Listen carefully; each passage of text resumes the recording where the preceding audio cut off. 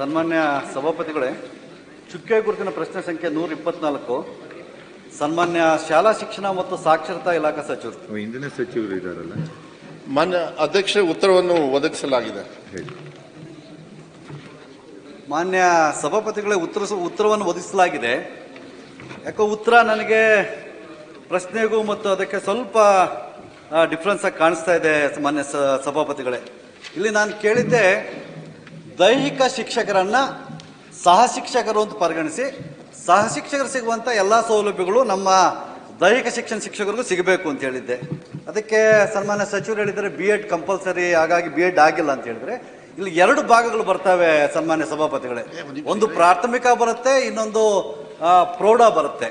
ಪ್ರಾಥಮಿಕ ಹಂತದಲ್ಲಿ ಸಹ ಶಿಕ್ಷಕರು ಅಂತ ಪರಿಗಣಿಸಿದ ಮೇಲೆ ಅವರಿಗೆ ಪಾಪ ಸೇವೆಗೆ ಸೇರಿ 33-35 ವರ್ಷ ನಿವೃತ್ತಿ ಆಗೋರು ಯಾವುದೇ ಆದಂಥ ಪ್ರಮೋಷನ್ ಇರಲ್ಲ ಸಭಾಪತಿಗಳೇ. ಹಾಗಾಗಿ ದಯಮಾಡಿ ಸಚಿವರು ಇದಕ್ಕೆ ಈಗ ವೈದ್ಯನಾಥನ ವರದಿ ಪ್ರಕಾರ ಈ ಒಂದು ದೈಹಿಕ ಶಿಕ್ಷಕರನ್ನ ಸಹ ಶಿಕ್ಷಕರು ಅಂತ ಪರಿಗಣಿಸಿ ಸಹ ಶಿಕ್ಷಕರು ನೀಡುವಾದಂಥ ಎಲ್ಲ ಸೌಲಭ್ಯಗಳು ಇವರು ಸಿಗಬೇಕು ಅಂತಿದೆ. ಆದರೆ ಇದುವರೆಗೂ ಆದೇಶಗಳಾಗ್ತಾ ಇದ್ದಾವೆ, ಮತ್ತೆ ಇದರಲ್ಲಿ ಇವರು ಲೇಟ್ ಮಾಡ್ತಾ ಇದ್ದಾರೆ ಅಧಿಕಾರಿಗಳು ಅಂತೇಳಿ ಮತ್ತೆ ನಮ್ಮ ಇದೇ ಸಭಾಪತಿಗಳ ಬಸವರಾಜ ಹೊರಟ್ಟಿಯವರ ಒಂದು ಅಶ್ಯೂರೆನ್ಸ್ ಕಮಿಟಿಯಲ್ಲೂ ಸಹ ಹೋಗಿ ಅಶ್ಯೂರೆನ್ಸ್ ಕಮಿಟಿಯಲ್ಲೂ ಸಹ ಇದು ಮಾಡಲೇಬೇಕು ಅಂತೇಳಿ ಅಧಿಕಾರಿಗಳು ಒಪ್ಕೊಂಡು ಮಾಡ್ತೀವಿ ಅಂತ ಹೇಳಿದರೆ, ಆದರೆ ಇಲ್ಲಿ ನಮ್ಮ ಪ್ರಾಥಮಿಕದನ್ನು ಎಲ್ಲೂ ತಂದಿಲ್ಲ ನಮ್ಮ ಮಂತ್ರಿಗಳು. ಯಾಕಂತಂದ್ರೆ ಅದನ್ನ ಇದುವರೆಗೂ ಪಾಪ ಅವ್ರದ್ದು ತಪ್ಪಿಲ್ಲ, ಇದುವರೆಗೂ ಚರ್ಚೆ ಮಾಡೋದಿಲ್ಲ. ಇಲ್ಲಿ ಪ್ರಮೋಷನ್ ಹೈಸ್ಕೂಲ್ ಅವ್ರದ್ದೇ ಜಾಸ್ತಿ ಮಾತಾಡೋದು, ಮೋಸ್ಟ್ ಅದ್ರ ಬಗ್ಗೆ ಗಮನ ಕೊಟ್ಟಿದ್ದಾರೆ. ಅದರ ಪ್ರಾಥಮಿಕಕ್ಕೂ ಸಹ 33 ವರ್ಷಗಳ ಕಾಲ ಅವ್ರು ಸರ್ವಿಸ್ ಮಾಡಿ 30-35 ವರ್ಷಗಳು ಒಂದು ಪ್ರಮೋಷನ್ ಇಲ್ಲ ಅಂದ್ರೆ ಅವ್ರು ಯಾವ ರೀತಿ ಆಗುತ್ತೆ? ಹಾಗಾಗಿ ವೈದ್ಯನಾಥನ ವರದಿ ಪ್ರಕಾರ ಸಹ ಶಿಕ್ಷಕರು ಸಿಗುವಂತ ಎಲ್ಲಾ ಸೌಲಭ್ಯಗಳು ಸಿಗಬೇಕಾಗಿರೋದ್ರ ಅವರಿಗೆ ಒಂದು ಪ್ರಮೋಷನ್ HM ಪ್ರಮೋಷನ್ ಕೊಡಬೇಕು. ಮತ್ತು ಅದೇ ರೀತಿಯಾಗಿ ಒಂದು TPO ಅಂತಿದೆ, ಈ ಪ್ರೈಮರಿ ಅವರಿಗೆ ಅಸಿಸ್ಟೆಂಟ್ TPO ಅಂತ ಏನೋ ಒಂದು ನೀವು ಹೊಸ ಒಂದು ನೇಮಕಾತಿ ಒಂದು ಅಟ್ಲೀಸ್ಟ್ ಒಂದು ಅವಕಾಶ ಕೊಟ್ಟರೆ ಆಗುತ್ತೆ. ಎರಡನೇದಾಗಿ ಇವ್ರು ಹೇಳಿದ್ದಾರೆ ಹೈಸ್ಕೂಲ್ ಅವರಿಗೆ BEd ಕಂಪಲ್ಸರಿ ಅಂತೇಳಿ. ವೈದ್ಯನಾಥನ ವರದಿ ಪ್ರಕಾರ ಯಾವ ಹೈಸ್ಕೂಲ್ ಶಿಕ್ಷಕರು ದೈಹಿಕ ಶಿಕ್ಷಣ ಶಿಕ್ಷಕರಿದ್ದಾರೆ ಸಹ ಶಿಕ್ಷಕರಿಗೆ ಸಿಗಬೇಕಾದಂತ ಎಲ್ಲ ಸೌಲಭ್ಯಗಳು ಸಿಗಬೇಕು ಅಂತಂದ್ಮೇಲೆ BA ಆದ್ಮೇಲೆ BPEd ಆಗಿದೆ, ತಸ್ತಮಾನ ಹುದ್ದೆ ಅವ್ರಿಗೂ ಇರೋದ್ರಿಂದ ದಯಮಾಡಿ ಇದು ಸರ್ಕಾರ 2017-16ರಲ್ಲಿ ಒಪ್ಕೊಂಡಿದೆ, ಕ್ಯಾಬಿನೆಟ್ ಬಂದಿದೆ, ಮತ್ತೆ ಗೆಜೆಟ್ ನೋಟಿಫಿಕೇಶನ್ ಆಗಿದೆ. ಆದರೆ ಈಗ ಅಧಿಕಾರಿಗಳು ಇದು ಮಾಡಕ್ಕೆ ಬರಲ್ಲ ಅಂತಂದ್ರೆ ತುಂಬಾ ತಪ್ಪಾಗ್ತದೆ. ದಯಮಾಡಿ ಅವರು ಸುಮಾರು ಒಂದು 12-13 ವರ್ಷಗಳಿಂದ ಜಾತಕ ಪಕ್ಷಿಗಳಂತ ಕಾಯ್ತಾ ಇದ್ದಾರೆ. ಹಾಗಾಗಿ ಸನ್ಮಾನ್ಯ ಮಂತ್ರಿಗಳು ಆದಷ್ಟು ಬೇಗ ಅದನ್ನು ಮಾಡಿಕೊಡ್ಬೇಕು ಅಂತೇಳಿ ಅವರಲ್ಲಿ ವಿನಂತಿ ಮಾಡ್ತೀವಿ. ಸಚಿವರು.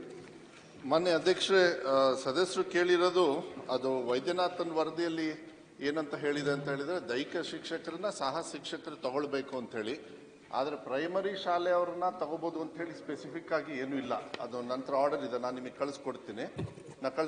ಇಲ್ಲ, ನಾನು ಮಾತಾಡ್ತೀನಿ, ಉತ್ತರ ಕೊಟ್ಮೇಲೆ ನಾನು ಮಾತಾಡ್ತೀನಿ. ಪರಿಶೀಲನೆ ಮಾಡಿ ನಾನು ತೀರ್ಮಾನವನ್ನು ತಗೊಳ್ಬೇಕಾಗ್ತದೆ. ಆ ಥರ ಏನಾದ್ರು ಸ್ಪೆಸಿಫಿಕ್ ಆಗಿತ್ತು ಅಂದ್ರೆ ನಾನು ಅದನ್ನು ಮುಂದುವರ್ಸೋದಕ್ಕೆ ಆಗ್ತದೆ. ಆದ್ರೆ ಸ್ಪೆಸಿಫಿಕ್ ಆಗಿ ಯಾವುದೇ ಥರದ ನಿರ್ದೇಶನ ವೈದ್ಯನಾಥನ್ ವರದಿಯಲ್ಲಿ ಇಲ್ಲದೆ ಇರೋದ್ರಿಂದ ಅದನ್ನ ಪರಿಶೀಲನೆ ಮಾಡಿ ನಾನು ತೀರ್ಮಾನ ತಗೊಳ್ತಕ್ಕಂಥ ವ್ಯವಸ್ಥೆನ ಮಾಡ್ತೀನಿ. ಮಾನ್ಯ ಅಧ್ಯಕ್ಷ.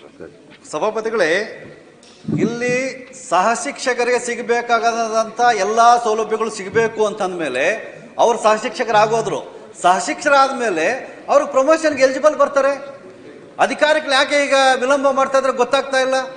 ಆಮೇಲೆ ಸತತವಾಗಿ ಇದೇ ರೀತಿಯಾಗಿ ಹಲವಾರು ಶಾಸಕರು ಪ್ರಶ್ನೆಗಳು ಕೇಳಿದರೆ ಇಲ್ಲೂ ಸರ್ಕಾರ ಒಪ್ಕೊಂಡಿದೆ, ಇವ್ರು ತಡ ಮಾಡ್ತಾ ಇದ್ದಾರೆ, ಗೆಜೆಟ್ ನೋಟಿಫಿಕೇಶನ್ ಆಗಿದೆ, ಕ್ಯಾಬಿನೆಟ್ ಅಲ್ಲಿ ಬಂದಿದೆ ಅಂತೇಳಿ ಇವ್ರು ನಮ್ಮ ಅಶ್ಯೂರೆನ್ಸ್ ಕಮಿಟಿಗೆ ಹೋಗಿ ದೂರು ಕೊಟ್ಟಾಗ ಅಶ್ಯೂರೆನ್ಸ್ ಕಮಿಟಿಯಲ್ಲಿ ಅಧಿಕಾರಿಗಳು ಒಪ್ಕೊಂಡಿದ್ದಾರೆ ನಾವು ಮಾಡ್ತೀವಿ ಅಂತೇಳಿ. ಆದರೆ ಈಗ ಇಲ್ಲ, ಆಗಲ್ಲ ಅಂತಂದ್ರೆ ಆಗಲ್ಲ.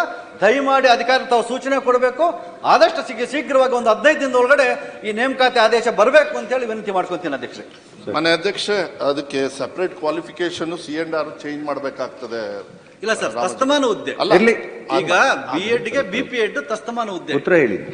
ಅದೇನಾದ್ರೂ ಆ ತರ ಅವಕಾಶಗಳಿದ್ರೆ ಅದನ್ನ ಮತ್ತೆ ರಿಪೋರ್ಟ್ ತರಿಸಿ ಅಧಿಕಾರಿಗಳ ಜೊತೆ ಚರ್ಚೆ ಮಾಡಿ ನಿಮ್ ಜೊತೆ ಕೂಡ ಚರ್ಚೆ ಮಾಡಿ ನಾನು ತೀರ್ಮಾನವನ್ನು ತಗೊಳ್ತಕ್ಕಂಥ ತೀರ್ಮಾನವನ್ನು ಮಾಡ್ತೀನಿ. ಅದಾದ್ಮೇಲೆ ಸನ್ಮಾನ್ಯ ಮಂತ್ರಿಗಳೆಲ್ಲ ಒಂದು ವಿನಂತಿ, ಪ್ರೈಮರಿ ಅವರಿಗೆ ಪಾಪ ಒಂದೂ ಪ್ರಮೋಷನ್ ಇಲ್ಲ ಸನ್ಮಾನ್ಯ ಮಂತ್ರಿಗಳೇ. ಹಾಗಾಗಿ ದಯಮಾಡಿ ಅವರಿಗೆ ಅಟ್ಲೀಸ್ಟ್ ಒಂದು TPO ಅಸಿಸ್ಟೆಂಟ್ TPOನೋ ಮತ್ತೆ HM ಕೊಡ್ಬೋದು. ಅವ್ರಿಗೊಂದು ಅವಕಾಶ ಕೊಟ್ಟರೆ ಜೀವನದಲ್ಲಿ ಏನೋ ಒಂದು ಪ್ರಮೋಷನ್ ಸಿಕ್ದಂಗೆ ಆಗುತ್ತೆ, ಸರ್ವಿಸ್ ಅಲ್ಲಿ ಅವರು ತೃಪ್ತಿ ಆಗ್ತಾರೆ.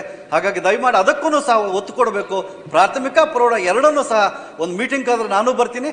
ದಯಮಾಡಿ ಅವರಿಗೆ ನಿಮ್ಮಿಂದ, ಯಾಕಂದ್ರೆ ಹಲವಾರು ಸಭೆಗಳನ್ನು ನಮಗೆ ಮಾಡ್ತಾ ಇದ್ರು, ನಾವು ಯಾವುದೇ ಪ್ರಶ್ನೆಯನ್ನು ಕೇಳಿದಾಗ ತಕ್ಷಣ ನೀವು ಸಭೆಗಳನ್ನು ಮಾಡ್ತಾ ಇದ್ದೀರಾ, ಸ್ಪಂದಿಸ್ತಾ ಇದ್ದೀರಾ. ಆಯ್ತು, ಹಂಗಾಗಿ ಕೂತ್ಕೊಳ್ಳಿ. ನಿಮ್ಮಿಂದ ನಾವು ಅದನ್ನ ಆಗುತ್ತೆ ಅಂತ ನಿರೀಕ್ಷೆಯಲ್ಲಿದ್ದೀವಿ. ಮಾನ್ಯ ಅಧ್ಯಕ್ಷ, ಚರ್ಚೆ ಮಾಡಿ ತೀರ್ಮಾನವನ್ನು ತಗೊಳ್ಬೇಕು.